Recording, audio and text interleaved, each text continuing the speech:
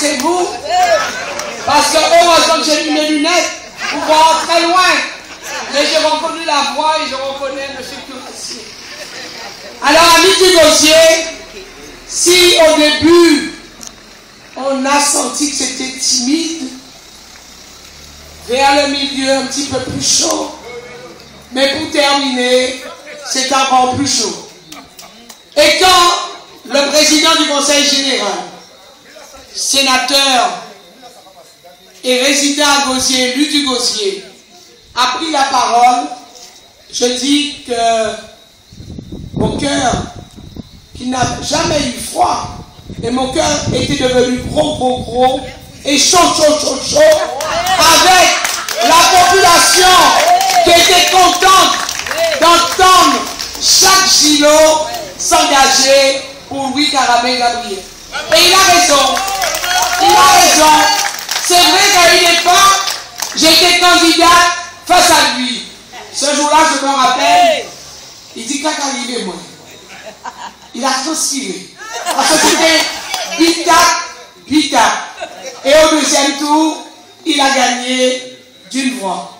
Mais c'est vrai qu'après, en bas, ça m'a été voté en militaire, mais c'est ça la politique. Vos amis, on ne sait jamais où ils sont. Vos ennemis, on ne sait jamais où ils sont. Mais il a gagné. Et je me rappelle, quand il a nommé le directeur des services, et c'était à l'époque Fenech, j'ai dit, oui, j'étais candidat, j'ai perdu, mais je reconnais que pour le conseil général, pour ce département, il fallait avoir un homme de valeur à la personne de Pierre Renette. J'étais content pour le nom parce que je pensais qu'il fallait nommer un directeur général des services du conseil général. Et je crois qu'il n'est plus là, mais il a quand même, malgré tout, fait de belles choses parce que l'image même du bâtiment du conseil général a changé. Mais ce soir, je dis à Jacques Gillot, merci. Parce que je n'ai jamais douté de lui. Mais je me suis dit, dans cette campagne, je ne suis pas la candidate de 2007. J'ai eu un long parcours de 2007 à 2012. J'ai créé un mouvement. J'ai défendu ce mouvement. J'ai défendu le président de la République qu'on a dit non actuellement.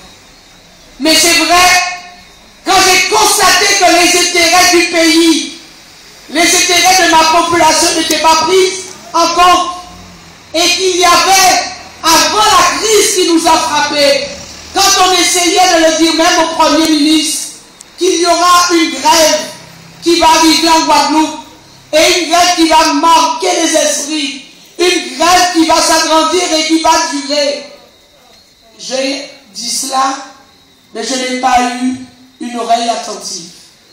Et déjà à partir de ce moment, j'avais compris que les intérêts du pays Guadeloupe n'intéressaient pas ce gouvernement. Mais je l'avais déjà compris aussi quand il a s'agi de détricoter la loi programme. Et je me rappelle, à la CCI, plusieurs parlementaires, nous nous sommes réunis et nous nous sommes opposés à la réduction de la défiscalisation. Et c'est ensemble qu'avec des parlementaires de gauche, je me suis mise ensemble pour défendre les intérêts